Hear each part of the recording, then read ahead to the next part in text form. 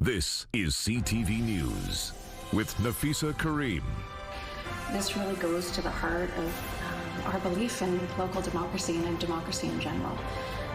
Tonight, new details on the error that forced the reinstatement of Victoria's school board.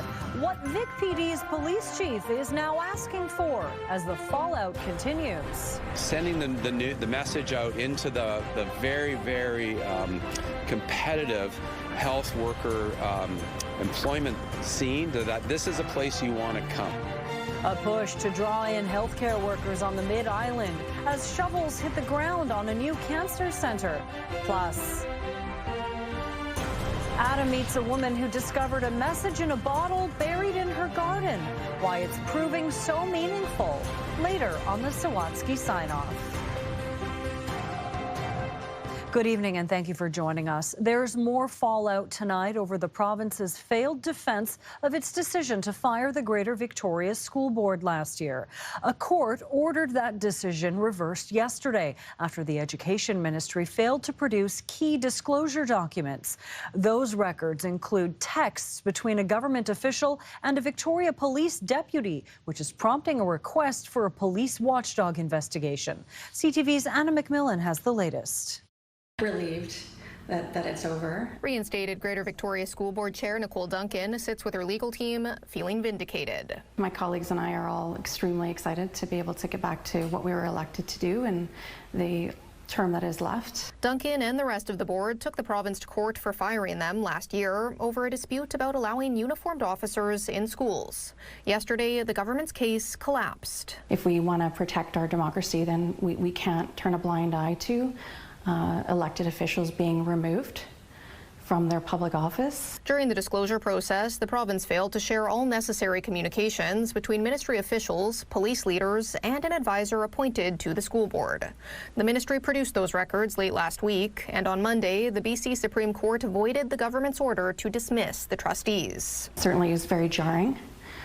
To read the exchange. The exchange in question is in text between Associate Deputy Education Minister Jennifer McRae and recently retired Victoria Police Deputy Mike Brown.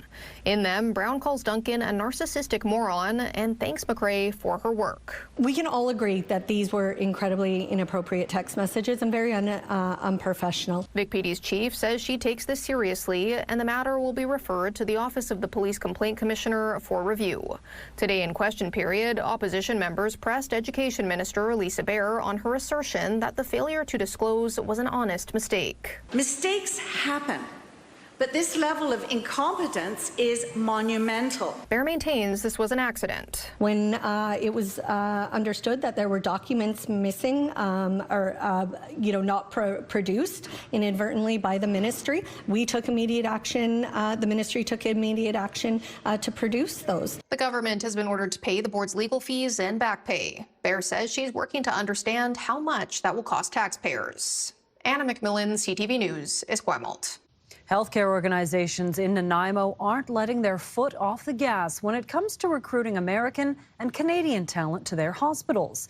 The Nanaimo District Hospital Foundation is launching a new campaign aimed at staffing a massive hospital expansion. CTV's Andy Garland has more on the new housing, daycares, and financial incentives that are part of the new recruitment push. Construction for the new cancer center at Nanaimo Regional General Hospital is well underway. This is an initiative that has been the community lobbied for many years to stop their loved ones having to go to Victoria. The same could be said for a new patient tower and cath lab in Nanaimo. And the process for getting shovels in the ground for both projects has begun with the start of a concept plan. We're the only project in British Columbia to be given the green light to proceed with concept planning, which is the very initial stage. Once built, both facilities will need more healthcare staff than what already exists at NRGH. And the Nanaimo Hospital Foundation has already started a new campaign to do just that. Sending the message out into the very, very competitive health worker employment scene that this is a place you want to come. Previously, I was in Central Texas, Arizona, Minnesota, Los Angeles, state of Michigan. Come to BC. To get that message across, the foundation is using the successful U.S. healthcare worker recruitment initiative, which was jump-started by Nanaimo's Todd Maffin's American Infusion events. What if we picked a day in like a month and a half or so where all of you come up here? And the Americans that moved here are sharing their experiences. There's definitely a need for more MEs, healthcare workers, nurses, in order to staff the upcoming great opportunities that'll be here. Money raised will go towards making the move and transition here a lot more seamless, with incentives like covering immigration and exam fees, as well as looking at building a daycare and housing facility near the hospital for healthcare workers. We want to build a facility that they can have, market level or below market accommodation in, and that's close to campus. But the message of all that is that we want you here. For more information and to donate, you can go to the Foundation's website. Andy Garland, CTV News, Nanaimo. Residents in the Comox Valley are being asked to limit water use for everyday essentials due to an ongoing emergency with the area's sewer system. This video from Comox shows where there was an uncontrolled rush of wastewater earlier today right into the ocean. The Comox Valley Regional District says the warning is in effect for Courtenay, Comox, and the Comox First Nation. In a statement, the district says all devices that drain water into the sewer system, including toilets, should not be used until further notice. The district is also asking people to avoid swimming or bathing in the ocean near the shoreline. 2 island-based helicopters could be on the front lines of fighting forest fires in our country this summer. The federal government has secured contracts for 10 new wildfire fighting aircraft, 2 of which are based near Victoria International Airport. VIH Helicopters out of North Saanich is supplying 2 heavy lift helicopters as part of its contract. The aircraft, along with 8 others across the country, will be available for wildfire agencies Canada-wide to deploy. We would fuel up at the airport, but then we can travel out, say an hour out, be on station for a couple hours, and then come back. So we can do some good work a large distance away from where the fuel sources are. The 10 aircraft include air tankers and helicopters. They will be stationed across the country based on expected need. The government says it chose to lease the aircraft instead of buying, so they could be used immediately. The District of Saanich is looking for your input on the future of neighborhood bikeways. A survey is now open, giving residents a chance to share their thoughts on where and when bikeways should be built as it looks to expand its network. Bikeways are streets designed to decrease the speed of vehicle traffic and connect with existing protected bike lanes. The survey builds on the first round of public engagement completed last fall and can be found on Saanich's website. It's open until June 7th. The YMCA has launched its national The Gift of Camp campaign to ensure no child or youth misses out on a camp experience due to financial barriers. Amid the rising cost of living, sending a child to camp can be out of reach for many families. That's why the Y is attempting to fill those gaps. It's raising funds to support access to day and overnight camp programs throughout the country and here at home at Camp Thunderbird on southern Vancouver Island. The Y says time at camp can help build confidence, resilience, and social connections that benefit kids well into the upcoming school year.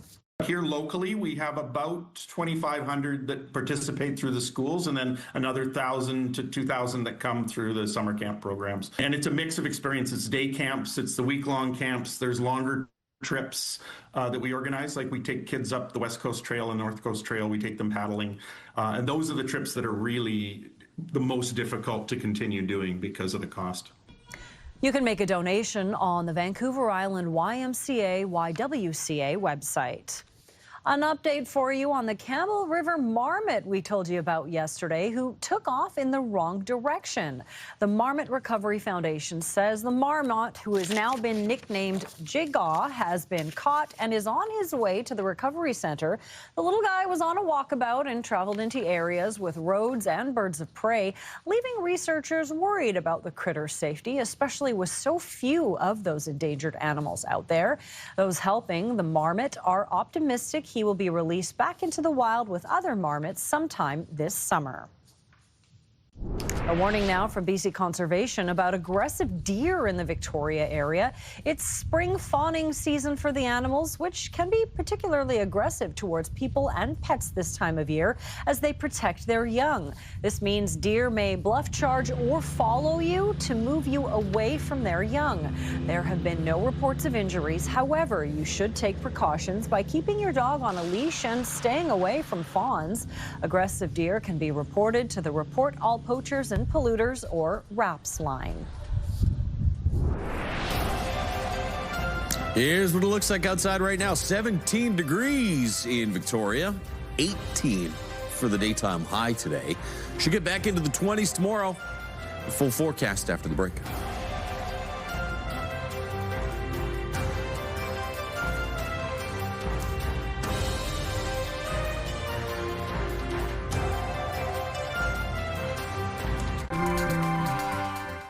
Josh joins us now and the warm-up continues. Yeah, would you like to venture a guess the last time we were in the 20s in Victoria, Nafisa? I can't remember. Yeah, all right. We'll have the answer for you in a couple of minutes here. Let's go through your forecast. 17 degrees in Victoria. I heard that nervous laughter. 21 in Port Alberni. 16 Port Hardy. It's okay. My memory's fallible too. I had to look it up. There's pretty clear skies across much of the island. It has been a little cloudier, though. We even had some showers this morning in and around Victoria. And those clouds are going to clear out here as we head through this evening and overnight. Tonight, mainly sunny skies for tomorrow. This is 6 p.m. Wednesday, and it looks like more sunshine for most of the island on Thursday. A little extra clock over there, and maybe even some evening showers in the north on Thursday. Could see some showers as well on Friday. Tomorrow, looks like gusts will be up around 50 kilometers per hour. Not bad temperatures, though. 18 degrees. Cooler in the rain on Friday with a high of 13. It actually looks like we'll be around 13 or 14 for high Saturday, Sunday as well. And could see some more showers to close the weekend. Inland areas, after some fog patches in the morning, mainly sunny and up to 28 degrees. 27 in sunshine Thursday. Back a little closer to average for Friday, Saturday, Sunday. Out on the west coast, gusts to around 40 or 50 kilometers per hour. Again, we'll start the day with some fog patches, get to some sunshine, and 19 in the afternoon, 18 and sunny on Thursday, and then mid-teens and cloudier for Friday and the weekend. A chance of scattered showers Saturday. I think a better chance of some showers or rain on Sunday. Comox, gusts to around 50, 23 degrees. That's a handful of degrees above average. Sunny, a little calmer for Thursday, and 24. Then a chance of scattered showers Friday, but drying up for the weekend. Same for Nanaimo, chance of a morning shower on Friday, but weekend looks dry. Highs near 20 and a mix of sun and cloud. For the next 2 days, sunshine and mid-20s, up to about 25 degrees. Gusts tomorrow will be around 40 kilometers per hour. Mainly sunny, 11 degrees tomorrow morning, 22 in the afternoon, although closer to the water, you'd be more like mid to high teens for a daytime high. 24 Thursday, that'll be the peak of the warm-up, and then we'll see temperatures slip back into the high teens, it looks like, for Friday, Saturday, around 20, maybe 21 on Sunday. Chance of some scattered showers early in the day Friday, and I think wind is going to be the big story Friday. Gusts to around 40 or 50 kilometers per hour. But tomorrow, 22 for a daytime high. First time since last Friday the temperatures have cracked the 20-degree mark. Should be even warmer there again on Thursday. It's no fair of me to ask you a question after you're off camera already. I feel like all the days kind of blend into one after a while. I know. This is how it goes. I know. It's terrible. I know what's happening 3 days ahead, just not 3 days behind. Exactly. So Don't ask me to think about yesterday. Thanks, Josh. New data from ICBC shows hybrid vehicles are rising in popularity as car break-ins and injury crashes drop. The report from the Crown Corporation reflects on the past 10 years of data, which shows vehicle break-ins have decreased by 60% over the past 10 years. Meanwhile, crashes and injury-related crashes remain below pre-pandemic levels, despite steady growth in vehicles on the road. The report also shows the growing popularity of hybrids. New vehicle registration for hybrids is outpacing electric car registration, while gas-powered vehicles remain stagnant since 2020. A private member's bill to mandate dash cameras on all commercial vehicles traveling BC highways has passed unanimously through the legislature. The bill by Conservative member Ward Stamer started with families along Highway 5 in his Kamloops North Thompson constituency following several deadly accidents. Stamer says the bill holds drivers accountable and makes sure that when a crash happens, evidence isn't lost, disputed, or buried in investigations. It'll be a positive impact because, I mean, we can see it even on a daily basis. More and more trucks are already voluntarily putting dash cams in their vehicles. We're seeing Uber and taxi drivers putting them in their vehicles to protect not only their drivers but also their fleet in case there is an accident and determining who's at fault. The BC Trucking Association has endorsed the bill, noting 75% of collisions with commercial vehicles aren't the fault of the driver. The law will come into effect 6 months after receiving royal assent. Former Environment and Climate Change Minister Stephen Guilbeault's time as a Liberal MP is coming to an end. He previously resigned from cabinet, citing the government's shift on climate change policies, and tomorrow he is expected to walk away from federal politics. CTV's Mike LeCouture has the story from Ottawa. Prime Minister, Mr. Guilbeault, has he told you about his future, sir? Prime Minister Mark Carney sidestepped questions about his former minister, who will soon become his former MP. After nearly 7 years on Parliament Hill, Stephen Guilbeault confirmed to CTV News that he is quitting politics. He's expected to make it official at the Liberal caucus meeting on Wednesday. I really appreciate his work, his advocacy, and I'm fully respectful of his decision. Now, last year, Guilbeault resigned from cabinet after the federal government inked a memorandum of understanding with Alberta with a plan to build a new pipeline. The further rolling back of Trudeau-era environmental policies was seemingly the breaking point. I'm a good friend of Stephen. Industry Minister Melanie Joly says past policies on climate change weren't perfect. We've seen the good impacts of that policy, but we've seen also the downfalls. And we need to be able to do both. We need to make sure that we bring Albertans on board. Guilbeault's departure comes as more than a dozen Liberal MPs wrote to the Prime Minister last month, expressing concerns over policy changes like the new industrial carbon price in Alberta. I believe many others are questioning themselves, and they should stand up and leave that party if they do believe the environment is important. Are you worried about losing a majority over environmental policies and some resignations? No. The leader of the Green Party worries the Prime Minister has changed. I don't find that there's anything left, whatever it was that I thought Mark Carney cared about relating to the climate crisis. I no longer find any traces of it in his policies. Liberal Nate Erskine-Smith is also stepping down, while Jonathan Wilkinson has been appointed as the ambassador to the EU. The three departures will eventually trigger more by-elections, which could affect the Liberals' thin majority. Mike LeCouture, CTV News, Ottawa. Coming up, meaningful message. Adam finds out why a woman who found a message in a bottle buried in her garden decided not to open it for 24 hours. Next on the Sawatsky Sign-Off.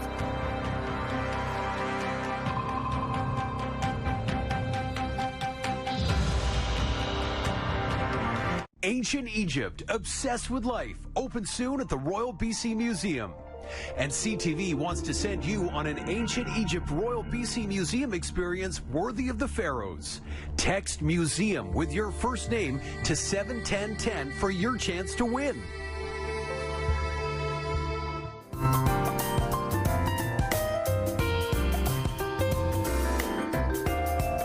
Finally, Adam meets a woman who discovered a bottle buried in her garden and finds out why the message inside it is proving so meaningful. On the Sawatsky Sign-Off. Julie Valet was preparing to plant something new when she unexpectedly dug up something old. I was so surprised, so in shock. It was a bottle that had been buried under her garden bed that had a rolled up piece of paper inside it. Really something so strange. I was like, this is really happening? But before she had time to consider who put it there and why, Julie had to go meet a client who told her to definitely not open the bottle, because where he came from, people think it could contain a curse. I'm really not superstitious, but I don't know. It just shocked me for 24 hours. The last thing Julie needed was bad luck, seeing as she was already having doubts about how her life was unfolding, so she sought solace outside. I have the feeling that I'm in the middle of nature. Here, on her apartment patio, where plants thrive and animals like deer and raccoons frequent. And I even see a river otter that comes quite often that scares my cat away. When she went back inside, Julie started researching her dilemma about the bottle online. It's quite a mystery, and I have to get to the bottom of this. She was advised not to be afraid and open it. So I thought, okay, let's do it. And discovered a handwritten message inside. It was nothing like a curse. It was quite the opposite, actually. It began, "May this wee piece of land bring you joy. May the birds, deer, raccoon, and other creatures return and add to the pleasure of nature." Whoever wrote this, Julie realized, had encountered the same animals she had. And I thought, oh, that's probably a nice lady who was living here and enjoying being in nature. Julie asked her neighbors and building manager who had lived in her apartment before her, but none of them knew. Not that it really mattered. It was just magical. Because after wondering about all the things she didn't have in her life, this reminder of all the things she did felt like a perfect gift. I just feel even luckier than I felt before. Which is why Julie's framed the note, and whenever she can, will accept the invitation written at the end of it. To pull up your chair in nature and grab a cup of tea and give it all a toast. Adam Sawatsky, CTV News. That is it for CTV News Vancouver Island. Thank you so much for joining us. Good night.